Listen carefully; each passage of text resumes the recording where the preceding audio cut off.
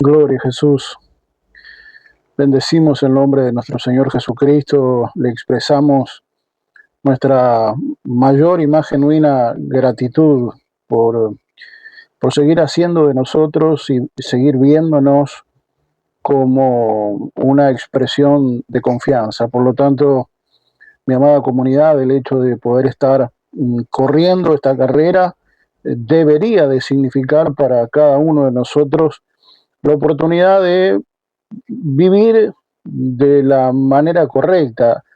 Y esa vida vivida de la manera correcta implica el entender, para empezar, que somos el resultado de un propósito, de que aún nuestro nombre natural implica un propósito eterno. De hecho, cuando el Padre nos ve a través del Hijo. Cuando Dios nos ve a través de Jesús. Y a su vez, nosotros, cuando vivimos una vida que está a la altura de su propósito, que vive su propósito, lo que Dios hace es alinearte detrás de la figura de Jesús. Por lo tanto, por más que yo vaya a una congregación, por más que yo participe de todas las actividades, por más que yo asista de manera regular los 7 días de la semana y esté horas en una congregación sirviendo de una manera muy loable, definitivamente, absolutamente loable, bueno, no es garantía de nada. Y lo más triste es que no implica garantía de vivir una vida alineada para con Dios si es que yo no estoy viviendo en el propósito de Dios para mi vida. Por lo tanto, es como aquel versículo que dice: la oración eficaz, ¿no?, del justo puede y puede mucho. O sea, no importa, bueno, quiero ser sensible con esto, no es que sea relevante la cantidad de horas que uno ore, que uno doble rodillas, sino que tiene que haber, aún en ese tiempo, sea mayor o menor, tiene que haber una eficacia. Ahora, ¿qué implica que una oración sea eficaz? ¿Qué hace que una oración sea eficaz? Bueno, el orar en dirección del propósito de Dios, clamar, gemir, porque el propósito de Dios se ha establecido en mi vida, gemir, porque Dios haga de mí ese instrumento de cambio a partir de su propósito, que yo pueda hacer todo lo que tenga que ser de parte de Dios y hacer todo lo que yo tenga que hacer de parte de Dios. Yo puedo hacer muchas cosas, puedo ser un enorme filántropo, puedo tener un corazón desprendido y generoso, que evidentemente Dios va a tomar cuenta, Dios va a pesar ese corazón y lo va a encontrar agradable, grato. Pero una cosa es una cosa y otra cosa es ser eficaz. Otra cosa es vivir una vida conforme al propósito de Dios, y eso, vuelvo a insistir, creo que es responsabilidad del liderazgo poder discernir y poder trabajar, claro, con aquellos que se dejen ayudar, ¿verdad? Porque si no es muy difícil. Eh, es complejo de esa manera. Si no hay una voluntad de ser permeable a una dirección, es muy difícil. Por eso, algo que para mí es importante volver a soslayarlo, es el hecho de que el liderazgo es responsable de hacer lo que el liderazgo tiene que hacer, pero no excluyentemente de los resultados. Usted dirá: varón, pero ¿cómo no va a ser responsable de los resultados? Y no necesariamente. Cuando Dios comisiona a Moisés para ir y llevar adelante su propósito en la vida de Moisés, ¿no?, Dios le hace saber al propio Moisés, ¿no? A ver, Dios le dice a Moisés: bueno, Moisés, yo te voy a usar como un instrumento de liberación para mi pueblo. Yo voy a hacer de ti una roca dura para poder enfrentar el duro rostro de una figura faraónica que intenta someter a mi pueblo de manera perpetua, esclavizante, denigrante, inmoral y todos los adjetivos que se te puedan llegar a ocurrir. Ahora, eso sí, Moisés, es importante que lo puedas entender. Parafraseando, naturalmente. Mira que no necesariamente Faraón te va a decir que sí a todo. Es más, no los va a dejar ir, no te va a dar corte. Entonces, aquí es en donde uno podría llegar a preguntarse, bueno, pero entonces, ¿para qué me manda ir a hacer algo cuando ya de plano lo segundo que me dice es que no me van a escuchar? Bueno, es aquí en donde uno debe interpretar, no porque uno sea irresponsable, sino porque es lo que es. Y me refiero al hecho de que uno es responsable de hacer lo que Dios le pide a uno, pero no necesariamente de lo que los demás hagan o de lo que suceda en términos generales. ¿Cuántos de nosotros hemos invertido tiempo, horas, en conversar con alguien y cuando la persona se va, pasaste horas, diste todo de vos, le citaste la Biblia de principio a fin, la persona se levanta, te da la mano, te dice gracias, se va, no escuchó nada, o no quiso escuchar, o no entendió, o vaya a saber qué, pero el tema es que no importa todo el tiempo, ¿a cuántos nos ha pasado honestamente? Eh, Esto te muestra que, bueno, hay gente que en su libre albedrío, lamentablemente no quieren aceptar que hay una dirección porque ellos insisten en ser los protagonistas de su vida sin entender que nosotros somos, bueno, interlocutores válidos, ¿no? entre el propósito de Dios y este mundo. Y con esto no estoy diciendo que nosotros seamos eh, intermediarios. Lo que digo es que nosotros somos interlocutores, nosotros somos la extensión de las manos de Jesús en este lugar por medio del Espíritu de Dios. Intermediario entre Dios y los hombres, hay solo uno, y es Jesucristo. Punto. No hay más para agregar. Venimos en una construcción que implica un subir. ¿Por qué digo un subir? Porque, porque cuando la Escritura dice que la gloria postrera debe de ser mayor que la primera, lo que está diciendo es que mi altura de hoy tiene que ser mayor a la altura de ayer. Mira, te voy a compartir algo que el Señor me enseñó. Uno de los nombres muy poco conocido, o no se lo atribuyen directamente, yo al menos lo he escuchado muy poco, es el de escalera de Jacob. Cuando, cuando yo repaso mentalmente ese escenario, ese episodio en la vida de Jacob, cuando Jacob estaba allí, bueno, yendo en dirección de su tío para librarse de las manos de su hermano, también para, bueno, buscar esposa para él. Él en un momento de cansancio natural se acuesta, no tenía mayores elementos y pone una roca, ¿verdad? A modo de almohada, ¿verdad? No quiero detenerme demasiado en esto porque me iría demasiado rápido por las ramas y no quiero. Cuando sucede eso en la vida de Jacob, él tiene una visión, un sueño, en donde se le aparece en ese lugar escalera, una escalera en dirección del cielo, en donde en lo más alto está Jesús. Porque el Padre dijo, pondré por estrado, ¿verdad? Y cuando analizamos esa escalera,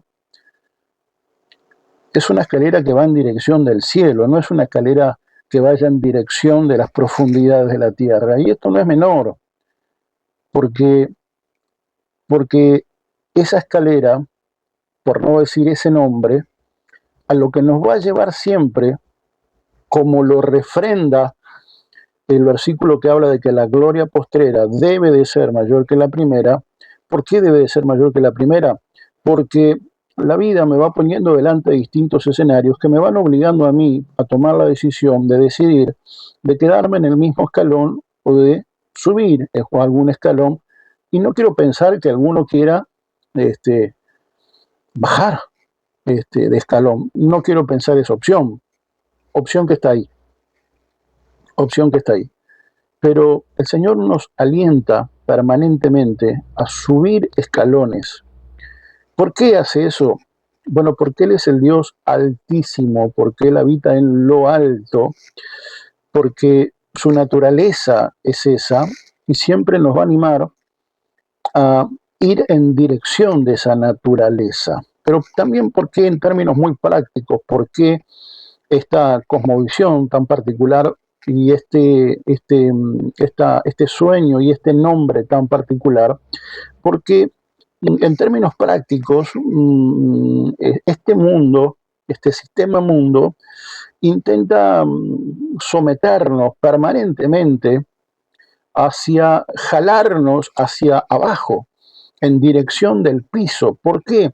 Porque este sistema mundo, el sistema caído en el cual nosotros vivimos, es un mundo que por su propia naturaleza y esencia siempre va a querer que uno se revuelque en el mismo fango, cuando Dios, por medio del Espíritu Santo, a lo que nos va a alentar sistemáticamente es a seguir subiendo escalones para despegarnos cada vez más del piso, por no decir del sistema mundo, y por una cuestión de transitiva, si yo me alejo más del piso, tipo del mundo, me voy acercando más a Jesús. Voy pensando más como Él, voy entendiendo más como Él, voy escuchando más como Él, voy viviendo más como Él. ¿Por qué?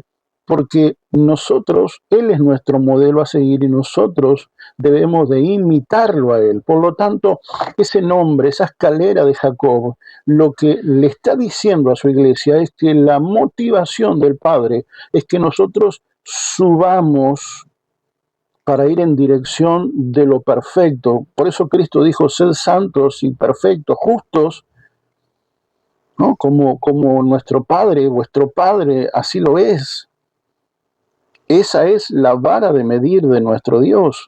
La gloria postrera tiene que ser mayor que la primera. Mira, quiero compartirte una intimidad. Yo llevo del grande no tanto porque ya se mueve solo o bastante más solo que el chico. Y yo cada vez que, entonces tengo más comunicación en ese sentido con mi hijo varón chico. Y siempre le digo, mira, Mateito, mira que el Mateo de hoy tiene que ser mejor que el Mateo de ayer. La práctica de hoy tiene que ser mejor y tenés que salir con una expertise mayor que el entrenamiento anterior, porque vos venís acá a ser perfeccionado. Vos venís acá a ser preparado, vos venís acá a ser formado. Por lo tanto, si vos entendés el escenario y la dinámica de vida, vos vas a hacer lo indecible porque el Mateo de hoy sea mucho mejor que el Mateo de ayer. Ahora, quiero que podamos traspolar eso a cualquier escenario de la vida, a cualquier escenario de la vida. El Marcelo de hoy, en cada uno de sus terrenos a trabajar, debe de ser mejor que el Marcelo de ayer, en todos los aspectos. ¿Por qué? Porque Dios nos invita a poder subir todos los días, en todos los escenarios de la vida, esa escalera que nos va alejando del piso y nos va acercando cada vez más a Jesús. Porque cuando el Padre nos ve a través de Jesús. Y Jesús nos ve a partir del propósito del Padre. Porque nuestro Dios es un Dios generacional. Y cuando Dios nos ve a través de su propósito. Ahora, cuando yo no vivo en su propósito, lo que estoy diciendo en términos muy prácticos, pero muy reales, es que yo estoy absolutamente desalineado de Dios, absolutamente desalineado de Dios, y de cristiano puedo llegar a tener una Biblia, pero no más que eso, porque no voy a tener nada. Entonces, como hombres, como ministerio que intenta trabajar con el liderazgo, para nosotros es relevante poder traspolar, poder transmitir estos conceptos para que aquellos que quieran abrevar puedan hacerlo y puedan entender de que Dios en algún tiempo, más tarde o más temprano, nos va a pedir cuentas, nos va a mostrar en qué escalón de la vida estamos, y yo le ruego a Dios, y comienzo por mí, a que me encuentre más cerca de Cristo que del piso, porque si me encuentra más cerca del piso, lo que está diciendo es que yo malgasté todo el tiempo en el cual yo estuve en esta tierra. Mayormente malgasté todo mi tiempo. Un tiempo absolutamente perdido, porque, porque en mi ignorancia, o en mi inmadurez, o en mis concupiscencias, invertí mucho más tiempo en acercarme al piso que acercarme a Dios, entendiendo por piso el sistema mundo. Tenemos un gran desafío y es la de aprender a subir, la de aprender a escalar, la de aprender a estar en un escalón mayor, porque, vuelvo a insistir, esa escalera de Jacob, que es un nombre que se le atribuye a Dios, no es una imagen aislada, sino que tiene un enorme significado para nosotros, o debería de tenerlo. Entonces seguimos trabajando en este despegarnos del piso para elevarnos y seguir trabajando para construir una altura que tenemos que tener, de la que vamos inalienablemente a depender del Espíritu de Dios. Porque hay alturas, porque hay escenarios en donde sin el Espíritu Santo es una batalla perdida. Es una batalla lisa y llanamente perdida. Por eso, bendito sea el nombre de Jesús, de que seguimos en carrera, de que Dios sigue confiando en nosotros, y,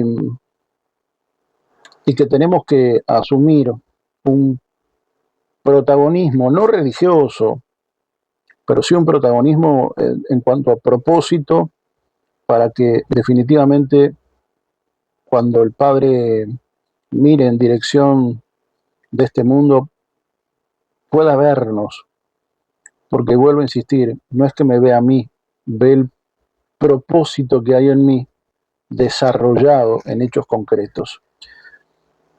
Al margen de estos conceptos, pero soslayándolos todos y cada uno de ellos, quería avanzar un poquito más en esta construcción colectiva, en donde venimos abrevando el libro de Mateo, capítulo 2 del libro de Mateo, este evangelio según Mateo, que venimos compartiendo acerca del nacimiento de nuestro Mesías, del escenario que muchas veces se da cuando lo de Dios nace, y como ya hemos visto, no es necesariamente un escenario favorable, porque a veces uno dice, siento paz, ¿no? Siento paz. Entonces, si yo siento paz, evidentemente es de Dios. Y si yo no siento paz, no es de Dios. Ahora, de manera muy humilde, ¿no? ¿Vos creés que María o Miriam, José, sintieron paz en ese momento? ¿Ustedes creen que estos personajes que van a adorar al Mesías sintieron paz? Paz plena. o cuando tomaron contacto de que un rey pagano, impío, un demonio, les estaba persiguiendo, y no necesariamente para invitarlos a tomar un café, sino para matarlos, ¿ustedes piensan que sintieron paz? Bueno, yo pienso que no, por una sencilla razón, porque eran humanos. Por lo tanto, hay escenarios en el parir lo de Dios, en donde, lejos de sentir paz, va a haber una persecución.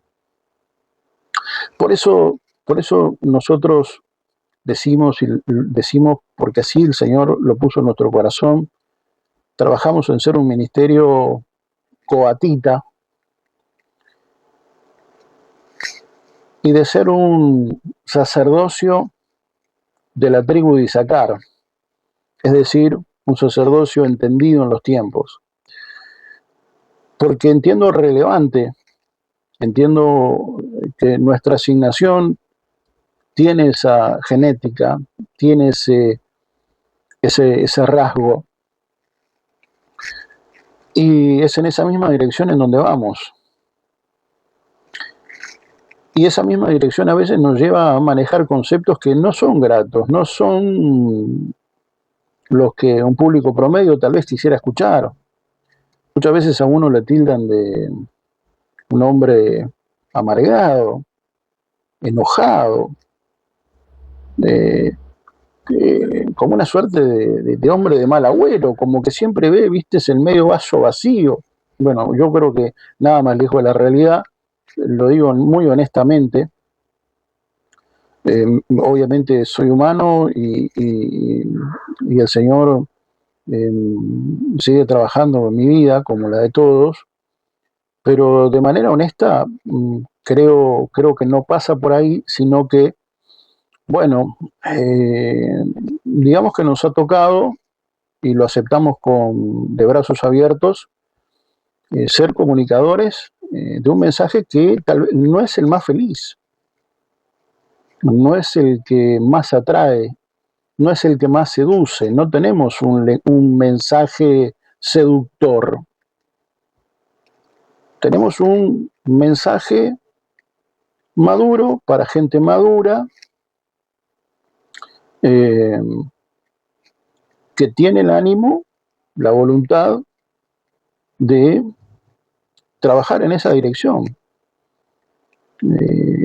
Entiendo que por eso a mí me enamora Jesús todo el tiempo, porque mientras este mundo se rasga las vestiduras y hace alarde de la diversidad, entendiendo por diversidad lo inmoral, yo me gozo en nuestro Señor, porque antes de toda esta estupidez que el mundo manifiesta, la iglesia de Jesucristo es maravillosamente diversa. No hay dos iguales, no habemos dos iguales, ni los habrá tampoco. Entonces es maravilloso, porque eso a mí me hace depender de vos y me hace a mí humildemente aportarte algo a vos. Es maravilloso. Pero volviendo al tema de eliminar todo vestigio de Herodes en nuestro liderazgo, y digo nuestro porque soy parte,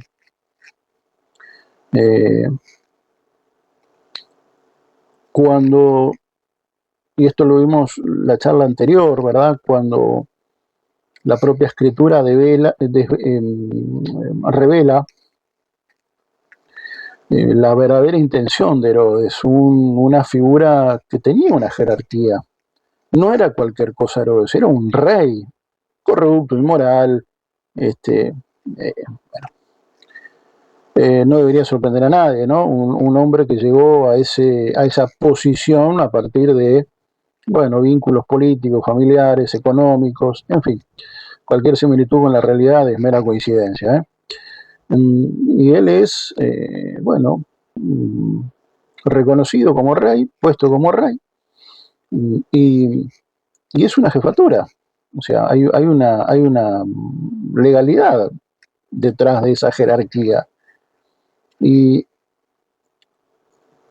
Y la Iglesia de Jesucristo, ontológicamente, es una iglesia, es una institución que se maneja a niveles de legalidad, a niveles de autoridad, porque de hecho Dios nos ve como reyes y sacerdotes. Nosotros no somos, lo digo de manera muy respetuosa, soldados rasos. Tenemos una misión. Deberíamos de entender de que somos soldados de élite. Eh, algunos por mar, otros por tierra, otros por aire, a cada uno lo suyo, pero deberíamos de visualizarnos en esos términos, porque es en los términos que Dios nos ve. Dios no nos ve como gente del vulgo, Dios nos ve como gente, bueno, no sé si Dios ve a alguien como del vulgo, pero a lo que me refiero es a que cuando Dios nos ve, cuando Dios formalizó, instituyó la, la, a su iglesia, a su amada, a su novia, bueno, hay en nosotros una condición de rey, de reino, una autoridad que obviamente no es nuestra, es suya, que la delegó en nosotros, que también implica una jerarquía, implica una jurisprudencia, implica una autoridad, literalmente. Ahora, el hecho de que Dios haya dicho de nosotros ontológicamente una autoridad no nos exime de ser déspotas o de convivir por la razón que fuera con alguna evidencia de rasgos herodianos, como por ejemplo el hecho de preferir la comodidad, el confort de su propio palacio antes que ir a adorar al único verdaderamente digno de ser adorado. Porque, porque cuando él tomó conciencia de quién iban a ser, cuando él averiguó de primera mano quién iban a ser, él dice, díganme dónde, porque así yo lo voy a adorar. O sea que él sabía que por ser Jesucristo el Rey de Reyes, él sabía que tenía que ir a adorarlo. La pregunta es, ¿por qué no fue? ¿Por qué no fue? ¿Por qué no hizo como, bueno, la comparación es un tanto odiosa, ¿no? ¿Por qué no hizo como David, que cuando fue instituido rey, lo primero que hizo fue buscar el arca de la alianza? ¿Por qué no fue? Porque lamentablemente hay liderazgo que funcionan como reyes que le gustan mucho sus palacios, su jerarquía, le gusta mucho la comodidad de ese lugar en donde tienen un peso, donde tienen una relevancia, donde tienen un poder, donde son tratados de una manera selecta por ser el rey, en donde evidentemente nadie puede decir nada contrario porque son pasibles de bueno, todo tipo de violencia, en donde por ser ellos los reyes piensan que pueden decir y hacer cualquier cosa, lo cual habla muy mal de todo aquel que ostente una responsabilidad que implica una jerarquía que no tiene que ver con una fama propia, sino con la de conducción. Son hombres y mujeres que, muy lejos de querer ir genuinamente a adorar al rey, prefieren quedarse en su torre de marfil, manteniendo un nombre, una fama, antes que hacer lo correcto. Y hay gente así, varón, en la iglesia. Bueno, eh, a mí me gusta hablar en voz alta. Eh, si alguien si alguien puede ver o visualizar a alguien así en esos términos, bien, si no, también,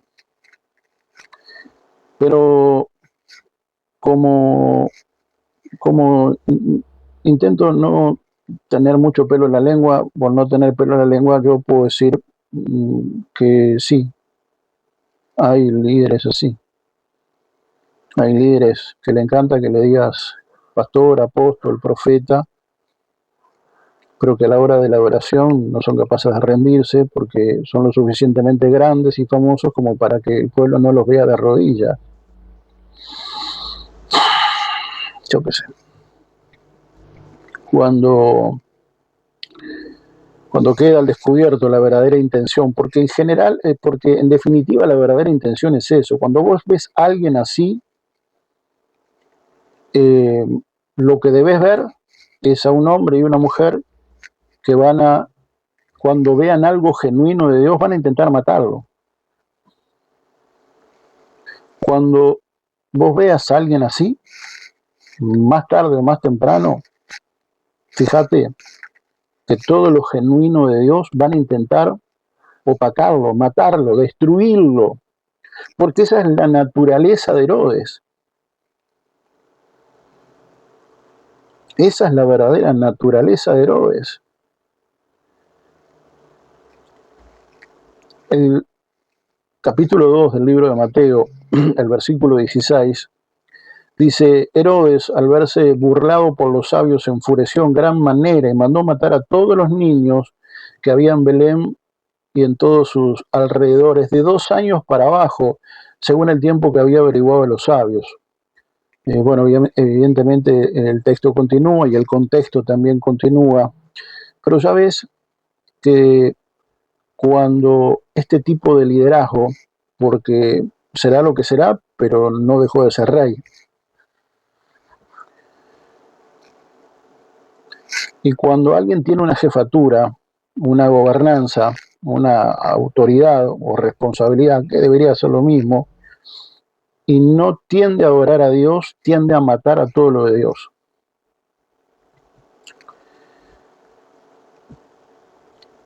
Y hoy este mundo está siendo permeado por este tipo de liderazgo.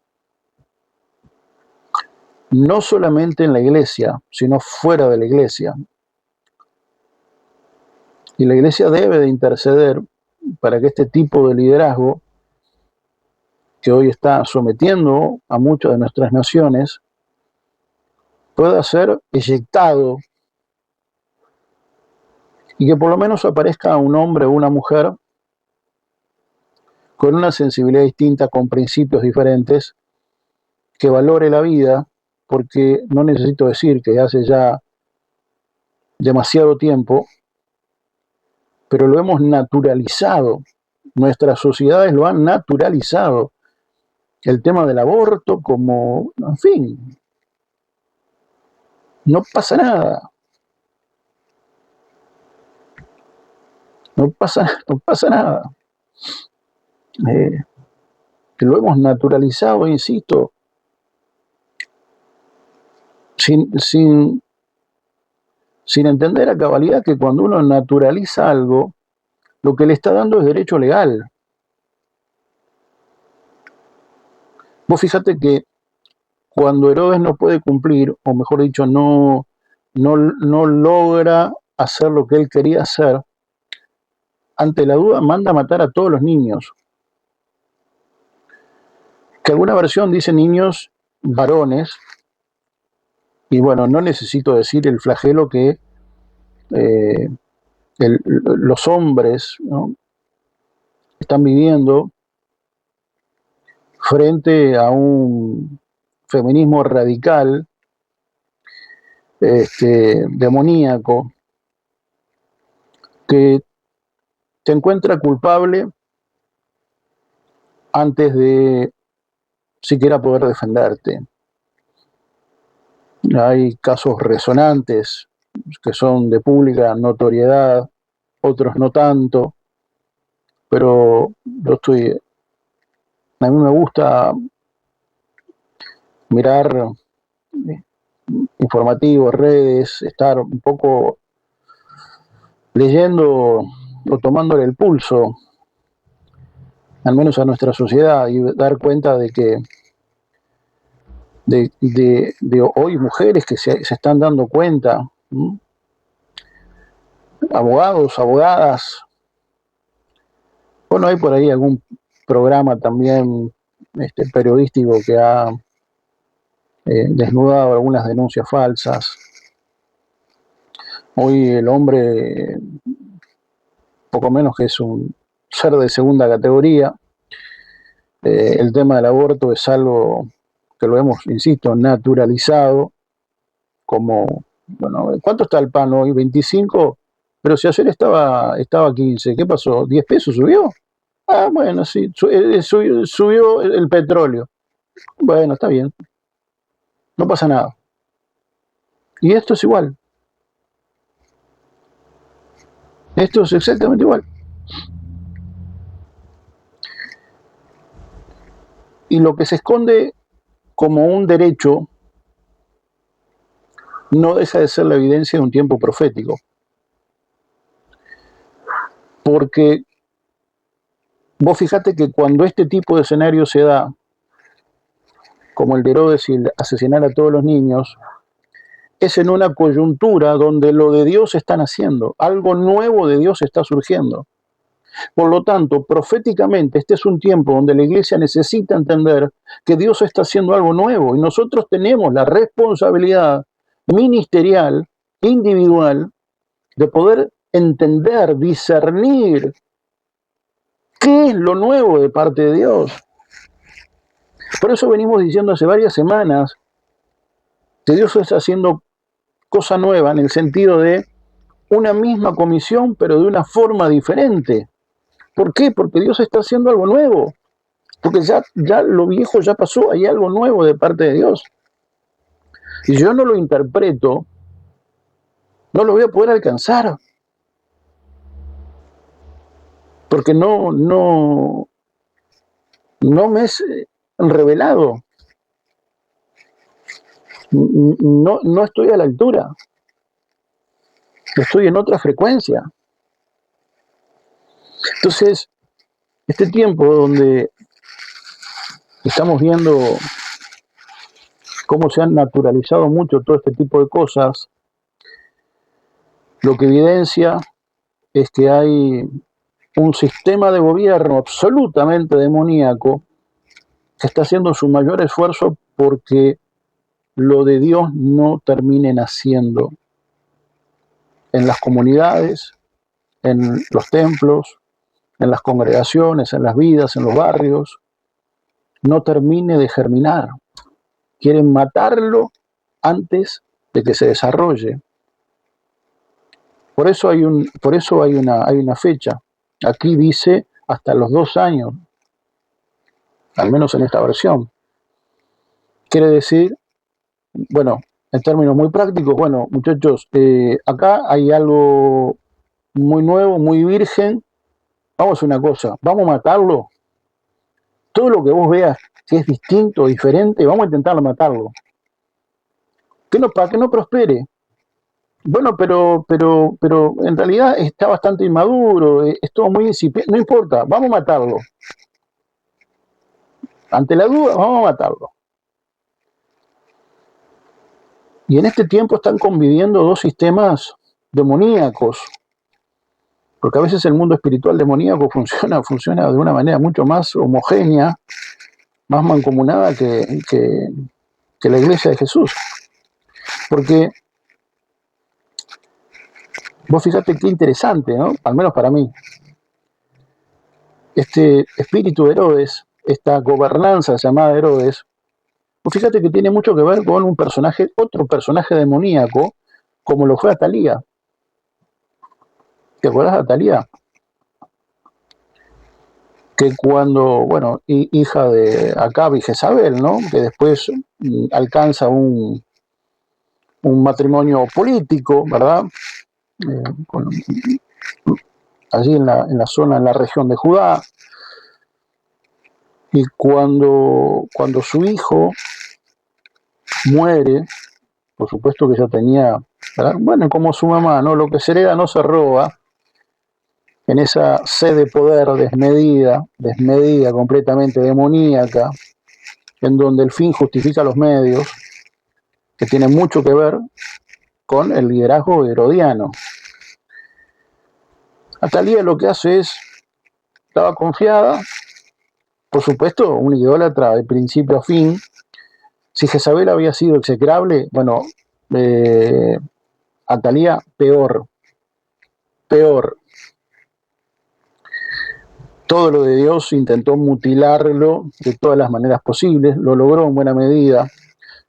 De hecho, cuando su hijo, el, el delfín, ¿no? El que venía adelante, el que venía después a tomar el trono, muere ante la sed de poder, ante la ambición desmedida, a pesar de todo,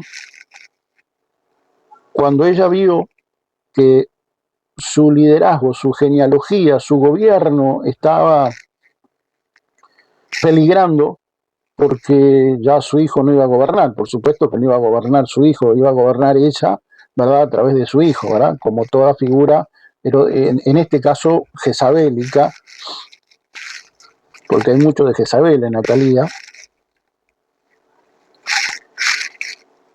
Cuando su hijo muere, ella, mirá lo que piensa, ah, yo no voy a tener más herencia, o sea que la promesa de Dios, si yo no hago algo, se va a manifestar sí o sí, es que sí, pero yo voy a hacerlo indecible porque eso de Dios no pueda ser continuado.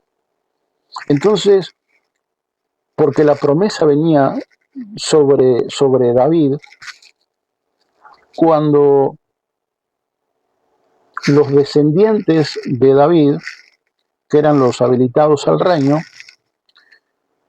los mata a todos. Es una asesina de niños. Todos los aptos para ocupar el lugar de rey, el ejercicio de rey, que venían de la genealogía de David, ella los mandó buscar para matarlos. Y cuando ella creía que los había extirpado a todos, de hecho ella reinó durante un tiempo, un sacerdote, se me escapa el nombre, les pido perdón, pero en secreto esconde a un descendiente de David, y más adelante después ustedes conocen el desenlace, ¿no? Atalía muere allí en la puerta de los caballos, ¿no? Que conducían al palacio. Pero fíjate vos qué interesante, ¿y por qué digo que hay hilos de conexión entre uno y otro? Porque cuando Herodes se da cuenta que lo de Dios están haciendo, ante el no poder impedirlo, manda a matar a todo lo que se mueve. O sea, mata todo lo que puede llegar a ser de Dios. Por las dudas.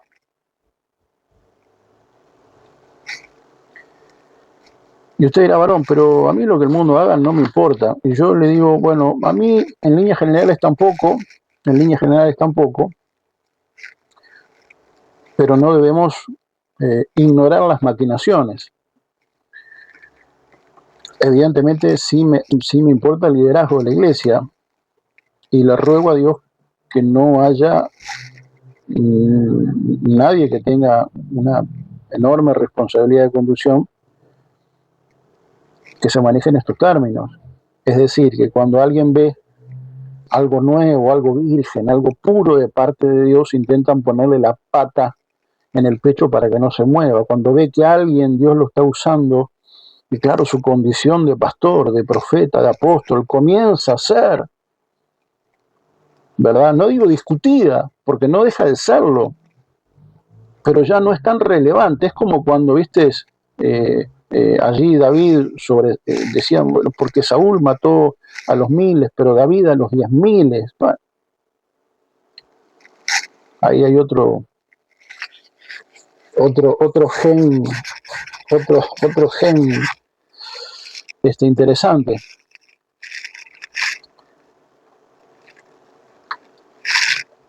Y no solamente Herodes mandó matar a todo niño que estaba en esa región donde le habían dicho de primera mano que iban a ser el Mesías, sino que, pues fíjate el nivel de enfermedad mental que tenía este personaje, que manda a matar a sus propios hijos, ¿no? Porque en algún momento, por una cuestión de herencia y de gravedad, alguno de sus hijos iba a quedar a cargo de esa jefatura. Bueno, era tal el nivel de desidia mental, era tal el nivel de paranoia de este tipo de líderes que mató a sus propios hijos. Por eso la iglesia tiene que estar muy atenta a que cuando aparezca alguien que diga Señor, Señor, porque no todo el que diga Señor, Señor entrará en el reino de los cielos, cuando aparezca alguien que diga Señor, Señor, pero cuando comienza a ver algo incipiente, pero algo genuino, virgen, algo hermoso de parte de Dios, le mete la pata en el pecho, lo aísla, lo corre, comienza a difamarlo, porque eso también es un asesinato. Eso también es un asesinato. Allí se esconde Atalía, allí se esconde Herodes, allí se esconde. Cuando Dios creó al mundo y al hombre y a la mujer, le dice, multiplicaos, reproduzcanse. Pero vos fíjate qué tan deformada está hoy todo. Pero me ocupo de la iglesia particularmente. Mientras Dios mandó a replicarnos, a reproducirnos, a ensanchar los sitios de nuestra tienda,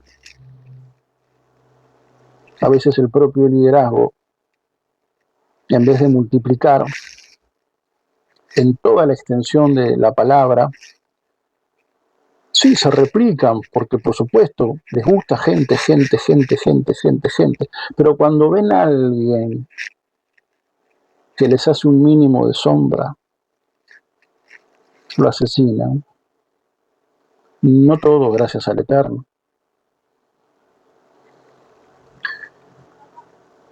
No todo gracias al Eterno. Seguramente, como decíamos hace un rato, no seamos muy vistos, no sé.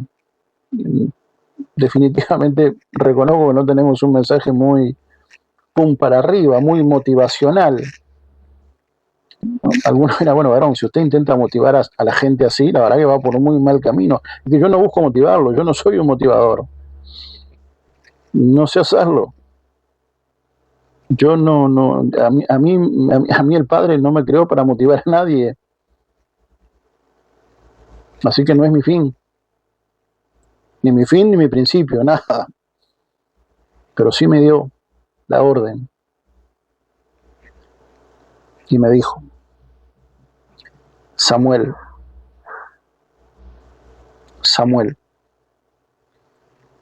ve a los levitas. No hay nada más importante que saber quién sos para Dios. Pero si hay algo que se le aproxima, a eso, es ir en esa dirección y vivir de esa manera. Por eso quiero alentarte a que puedas saber cuál es tu nombre, tu verdadero nombre, porque en tu nombre tu misión. Y a veces te va a tocar asignaciones que no son muy felices. Pero como no venimos a este mundo a ser felices, sino a vivir la vida de manera responsable, porque en esa manera responsable de vivir la vida hay evidentemente una gratificación en sí misma. Nosotros tenemos la responsabilidad de enseñarle eso a nuestros hermanos. y es a vivir una vida no feliz, sino conforme al corazón de nuestro Dios. Bendigo tu vida, bendigo tu ministerio, bendigo la obra de tus manos, bendigo tu salud física, mental, espiritual, bendigo todo territorio que Dios te confió, tu familia, tus bienes, tu terreno, tu sexualidad, tu salud física, todo lo que Dios te dio, tu matrimonio. Los bendigo y le doy gracias al Padre por tu vida. Te mando un muy fraterno abrazo. Y si en algo te hemos agradado o ayudado, dale un like, ayúdanos a poder masificar el mensaje, porque vuelvo a insistir, no somos oradores motivacionales, no lo tenemos por fin. Así que si en algo te hemos agradado, apoyanos, respaldanos, danos un like, suscríbete a nuestra página de YouTube para poder replicar lo que el Señor ha puesto en nosotros como una expresión de confianza. Shalom, shalom, amada iglesia.